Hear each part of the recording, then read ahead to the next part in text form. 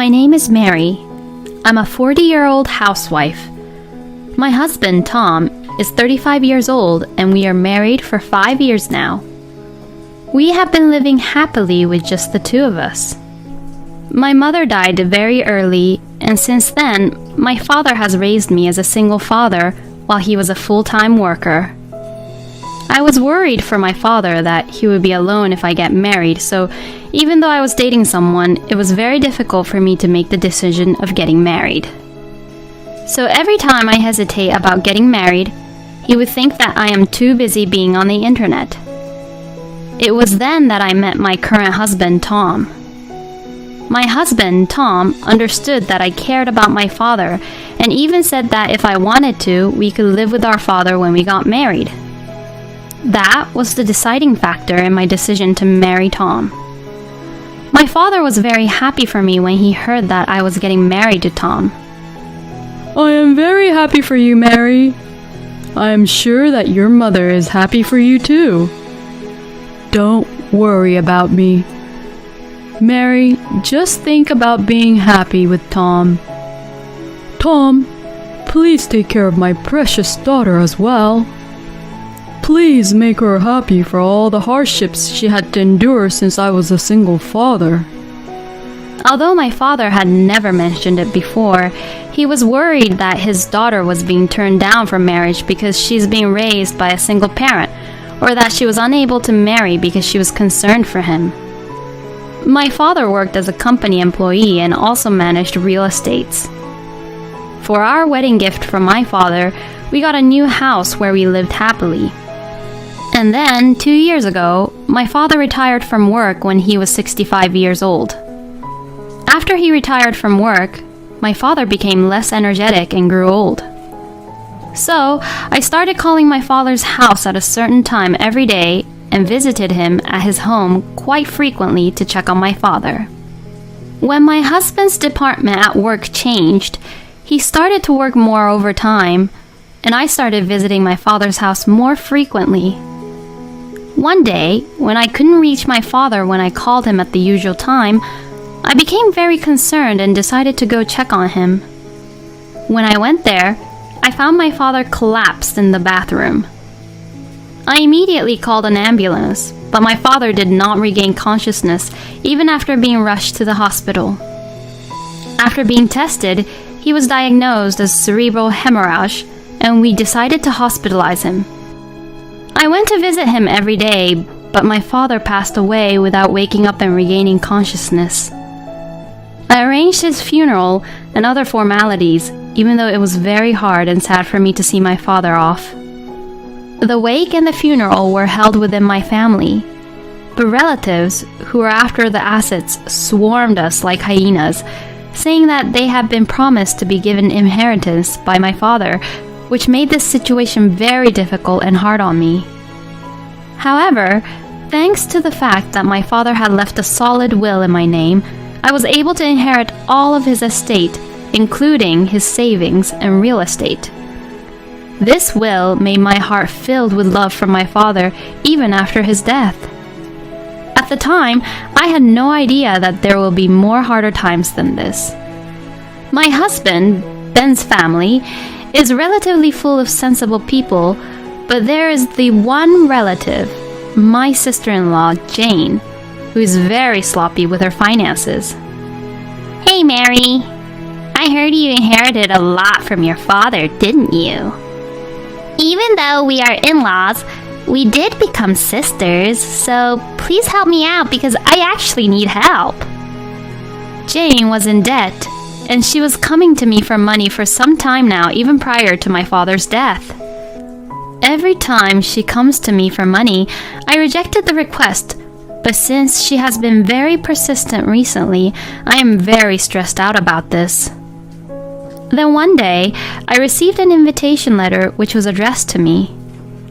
The invitation letter was about the high school reunion. When I was contemplating about RSVPing to the reunion, that's when Tom approached me. Honey, why such a stern face? I have a reunion coming up, but my father just passed away and I don't really feel like going to it. You should go to change your mood. I know you're very sad, but your father won't be happy if you keep on just moping around. That is true. Since Tom recommended, I have decided to attend the reunion. Then, the day of reunion came. I was enjoying conversation with my old high school friends I hadn't seen in a long time. When I went to get a new drink and was alone, one of my old classmates approached me. Hey, Mary. Long time no see. Hey. I'm sorry, have we met? Yes, we have met. Don't you recognize me? I'm Josh, your old classmate. Even when he told me his name, I still couldn't remember him, but he seems to definitely remember me. Why don't we catch up? When I didn't know what to do, Mary, what's going on? Did you get my Coke? Jessica questioned me. Thanks to her, I said, sorry, my friend is waiting on me, so I should go. And I was able to leave him behind. When I returned, Jessica looked worried. Hey, Mary, is everything okay? Did he say or do something to you? We were just talking a little bit. He said he was Josh, but I don't recall any Josh. Do you know him? Yeah, he's that preppy guy who was the captain of our basketball team. He was the heartthrob who was very athletic and was good looking. Oh yeah. Since he changed his hairstyle and we didn't have anything in common back then, I didn't notice him. You better watch out for him. He is still known to be fooling around. Since he has been checking you out today, maybe he caught your attention. No way. I am married now and I don't look like his type to fool around. Even though I scoffed off what Jessica was telling me, Josh kept on trying to talk to me. So every time Josh would get close, I would try to talk and look busy with other people, but when the reunion was about to end, he got the chance to talk to me. Mary, are you trying to avoid me? If you are, I am hurt. Or are you trying to play hard to get with me? Oh, please. I'm not trying to play hard to get. You shouldn't be mad. I'm just playing with you. What are you talking about? I am happily married. There are plenty of people who still have fun, even if they're married. You know what? To tell you the truth, I actually liked you for a very long time, Mary. Since we have a lot to catch up, why don't we just have a drink after this? No way. If you want to drink, why don't you go to the after party with everyone for it? I was able to cut him off and catch a taxi to return home. I thought I will never see Josh ever again. However, more outrageous situation was awaiting for me after this. The next day, when I was working at the diner for my part-time job, a man I have seen before has entered the diner. I got a glass of water to wait on him when I realized it was Josh who came to the diner. What are you doing here? Wow, what a coincidence. I am very lucky to see you here, Mary. Are you kidding me? Who did you find out from that I was working here? First, can you get my order? I would like to have 1 cup of coffee. I reluctantly took the order and served him his coffee. After finishing this coffee, just leave. It says I can have seconds for free. Let me enjoy my time here. After drinking and finishing his 3rd coffee while talking to me, he finally decided to pay. I was very relieved when he was finally leaving, but Josh didn't take the hint and told me, I like this place. I will come to get my coffee here more often now. After he said this, he left the diner. Since I was just a part-time worker at this diner, I couldn't ban him from coming to the diner, and from that day, he started to come to the diner every day. I talked to my boss about it, but since Josh was just talking to me and wasn't causing any trouble, he couldn't do anything about it. I wanted to tell Tom about it too, but lately he has been very busy with work that I couldn't tell him about Josh. Some days later, I had a day off from my part-time job. Since I didn't have to see Josh's face because of my day off, I was very happy. But then, when I returned from my shopping, I was very shocked. Mary, welcome back. You were gone for a very long time. Josh was in front of my house. Why are you in front of my house? How did you find out where I live? Because we are soulmates. I know where you are. Stop freaking me out and please leave. You are cold-hearted. You should choose me instead of your husband, who is always not at home because of work all the time. I will and can give you good times. As he said that, Josh hugged me from behind. A chill ran down my spine and I couldn't take it anymore of this from Josh. I found myself pushing Josh away. Then, a few days later, on a rare occasion of when Tom was at home, my sister-in-law Jane came to visit. Tom said, "We need to talk." and had a very serious face with Jane beside him. I had the feeling that you were acting very weird after that reunion and then realized you are seeing someone else, aren't you? Huh? What are you talking about? Don't pretend you don't know what we are talking about. We have evidence. Jane got out an envelope which she turned upside down in front of me. Then, from the envelope, tons of photos of me and Josh pictured together fell. The pictures of us together at the reunion and the pictures of us together at the diner.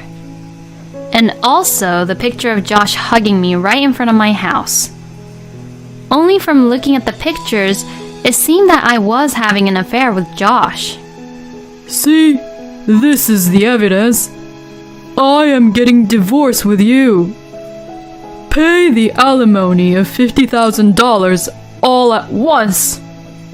Tom and Jane are grinning when he said this and made it obvious that they are trying to frame me to get a divorce with me. I pretended to not know anything about them trying to frame me and decided to divorce Tom. Fine. As you say that you have the evidence, let's get a divorce. You can rest assured that alimony and property division will be taken care of. To my words, Tom and Jane looked at each other smiling. I have no intention of letting them go off the hook so easily. From here on, they will pay for what they have done to me. Oh yeah, what I inherited from my father won't be the subject to property division. What? Tom and Jane was stunned when they heard this. It was Tom who came to his senses first. Why not? You're supposed to split all the money earned after marriage equally. That's right. If it is the money earned by working during the marriage, we should split it equally because we cooperated. But the property I inherited from my deceased parents wasn't acquired through the corporation of you, was it? The property I inherited is called separate estate, which is not the subject of splitting it equally. Didn't you know? That's too bad since you were only just after my inheritance. What? Do you want to know why I know this? Josh, who is in all of these photos, told me everything. The day Josh came to my house, I called the police on him. He was warned by the police, and after that, very next day, he got scared and he came back to see me. I am very sorry. Jane, my coworker asked me to flirt with you. Josh got down on his knees to apologize and started to talk about everything he knew. To my surprise, Jane was the coworker who had asked Josh to do so. When Jane heard about the reunion from Tom, she asked Josh, Hey, Josh, are you attending the same reunion as Mary is attending? If so, could you set a honey trap on her for me?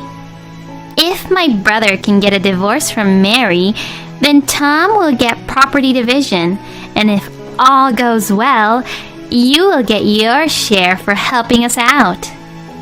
By promising his share, Jane was sure that Tom and I will get a divorce. Because Josh wanted some money, he started flirting with me, and Jane tried to take pictures of that. That's how they got the fake evidence photos and tried to get money out of me. Hold on. I told Josh to flirt with you? Where's the evidence of that? You're the one who's making up everything, aren't you? Jane denied everything. Oh, I have evidence. Look at this. Then I showed my screen of my smartphone. I actually saved the screenshot of the conversation of Josh and Jane on WhatsApp. And I also have the screenshot of Tom and Jane's conversation on WhatsApp. The conversation included such as, I was very surprised. I didn't expect that I would bump into you in front of the Holiday Inn. Me too. Please don't tell Mary about this. Of course. You too. Please don't tell Brad about the guy you saw me with. Sure. By the way, the woman you were with is so pretty. Tell me how you met her. She is from my department, and I work with her. I met her at my work. We're together every day, and I can't be happier. You are with her every day. How can you be so blatantly cheating on Mary and not get caught? If I tell her that I am working overtime, Mary won't ask me anymore, and since she loves her father too much, she's always at her father's house. Since her father passed away, she has been moping around the house and I can't stand her. Hey, you are talking behind her back too much, aren't you? Actually, I am thinking of divorcing Mary and getting remarried to her. I see. Hey, I have a good idea. Why don't we frame Mary to cheat on you? Put a honey trap on her. Even if Mary doesn't actually cheat on you, we can make it look like she's cheating in the photos, and then it is all ours. Let's get both alimony and the division of property. When Tom and Jane saw the screenshot of their conversation, they panicked. Why do you have that? Tom, who's the other woman? Jane, you are engaged to Brad but is still seeing someone else. Just because you both are cheating, do you think I would also cheat? Give me your phone. Delete it at once. Tom tried to take the phone away from me. Oopsie! My hand slipped. No way! My father? What? Oh my god! Hurry up! Hurry up and cancel the photos she has sent to him. They were both rushing, trying to cancel what I have sent to the father-in-law, but before they could do so, my father-in-law saw and read what I have sent. When Tom and Jane found out that I accidentally sent the screenshots to their father, they turned pale. Then right after that, my father-in-law, Ben, has called me on my phone. Tom, it's your fault, so you should pick up the phone. No way, Jane. You're the one who came up with this plan, so you should take the responsibility and pick up the phone. Tom and Jane was pushing the phone around between them. In the end, Jane said, You should do something about it, and returned my phone to me. I picked up the phone and explained everything to Ben. That evening, a family meeting was to be held at Ben's house. Of course, Tom and Jane was scolded and punished by their parents. Both of you cheated, and trying to blame your wife for cheating when she didn't. I can't believe this. I am very embarrassed by you two. We owe Mary's father a debt of gratitude for all the help he gave us all of the years we needed. How dare you repay that favor by doing such horrible things? My mother-in-law, who is usually very calm, is looking at her children like as if they are pieces of filth, and Ben was just very angry with them. In fact, my father and my father-in-law had a long business relationship, and my father always helped Ben when he was in trouble. Ben turned to me and bowed deeply. Mary, I apologize for my children for causing you such trouble. I have no words to express how sorry we are.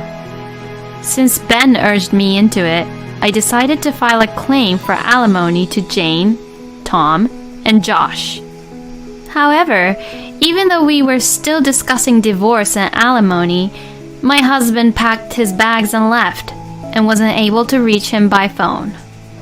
When I asked my in-laws about the whereabouts of Tom, they didn't know where he was, but I had a feeling of where he was, so I hired and requested an investigator to find him. Then, it turned out that Tom was crashing at his co-worker's house, who he was having an affair with. I was just stunned. So, I decided to send the photos of him having an affair with a co-worker to the workplace and also demanded Tom for the alimony.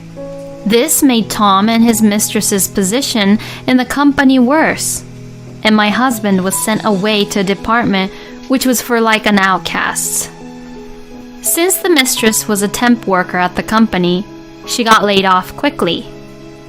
The company who sponsored her as a temp worker was reported of this also. While having Tom being investigated, I also investigated about Jane and found out that she was seeing not one, but 2 other men. I told this to Brad, Jane's fiancé, and his family, so they filed her for her unfaithfulness. Of course, Brad and Jane is not engaged anymore. Brad requested for alimony from Jane. After that, Tom and Jane were so distressed that they cried to their parents, but they did not help them and just disowned them. When Tom and Jane just tried to frame me, they didn't expect that things will take wrong turns for them. And thanks to my lawyer, I was able to finalize my divorce. While I felt that it was finally over, I also realized that now that my father had passed away, I was now alone. I thought I would be lonely, but thanks to my friends who knew about what was going on encouraged me. And thanks to my former in-laws who cared and took care of me, I am surprisingly having a good time. Every once in a while, my ex-husband, Tom, would call and say, "You were and are the one. Let's get back together." He would say such nonsense to get back with me or to borrow money from me, so I ignored his calls. Every time he would message me, I send the screenshot of the messages to Ben. Then, Ben will scold and punish Tom about it. I don't think Tom hasn't learned. Maybe Tom doesn't even have the brain to learn. Since then, Josh doesn't show up to my diner anymore, and since now I am single and not dependent to anyone, I decided to work as a full-time worker. From now on, I will work harder than ever while managing the assets my father left me.